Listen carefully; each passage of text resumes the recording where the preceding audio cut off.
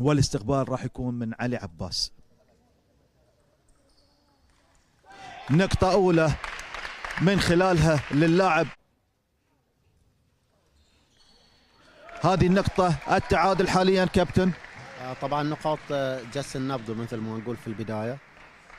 استعجال من علي عباس، هو الباك كان عنده مميز، المفروض يستخدمه في الاستقبال أكثر من كذي.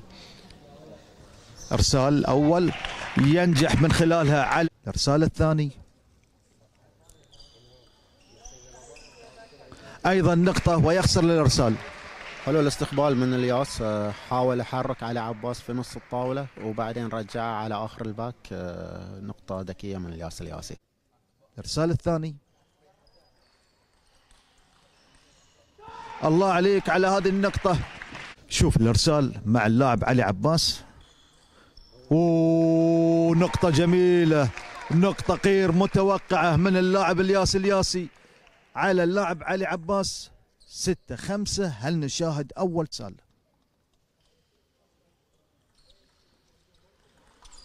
وأعطنا هذه النقطتين. نقطتين حلوين من الياس الياسي.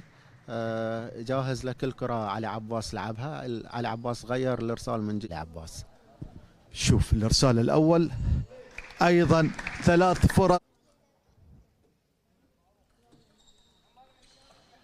ينهي الياس الياسي بعد ان كان متاخر كابتن مجمل هذا الشوط.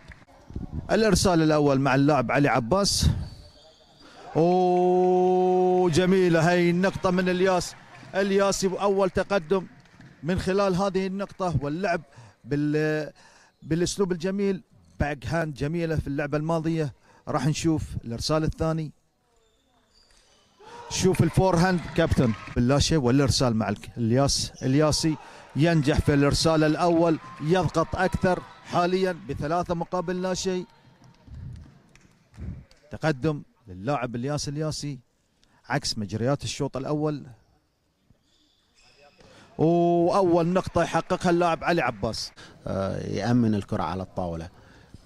3-3 والعودة بنقطة للياس الياسي. 4 مقابل 3. شاهدنا التعادل الأول 3-3 والإرسال الثاني مع اللاعب الياس الياسي أمام اللاعب علي عباس. شوف ونقطة جميلة أيضا. 5 نقاط. الياسي لعب 4 إرسالات، حقق 3 نقاط مباشرة من إرساله. 4 اللاعب علي عباس يخطأ في هذه اللعبة. واضح هذا الشوط متوجه للي استقباله افضل، اللي قادر يستقبل زين يقدر يكسب الشوط. علي عباس 6-6 والارسال مع علي عباس. وشوف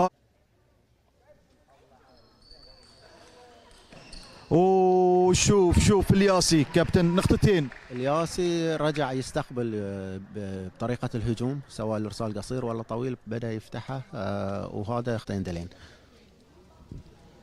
8-6 و9-6 فارق ال3 نقاط. عاد فيها اللاعب الياسي كما بدأ في الشوط الثاني مع بداية اللقاء ب3 مقابل لا شيء. النقطة الأولى الياسي يفعلها. طبعا مثل ما قلنا أهمية الإرسال، يعني أنت كسبان. بداية الإرسال نقطة جميلة، إرسال قصير وأخذ النقطة مباشرة.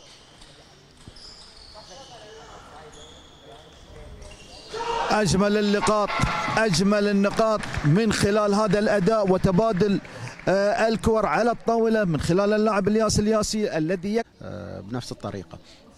6-6 نت بول. إعادة الإرسال للاعب الياسي،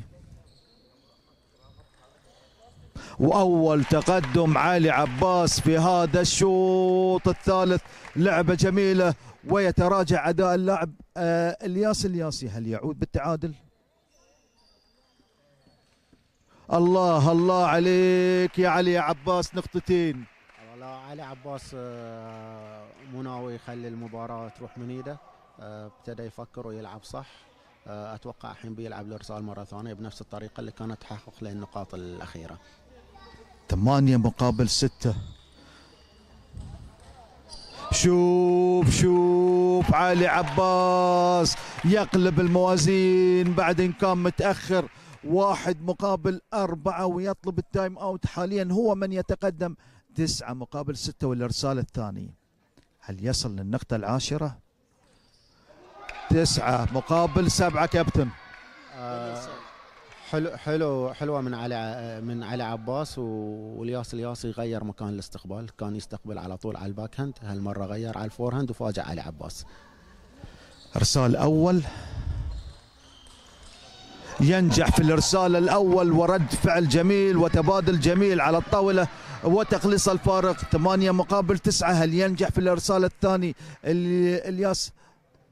الياسي ويعادل النتيجة 9-9 أم تكون كلمة أخرى لعلي عباس؟ علي عباس يخطأ في هذه الكرة والتعادل كابتن.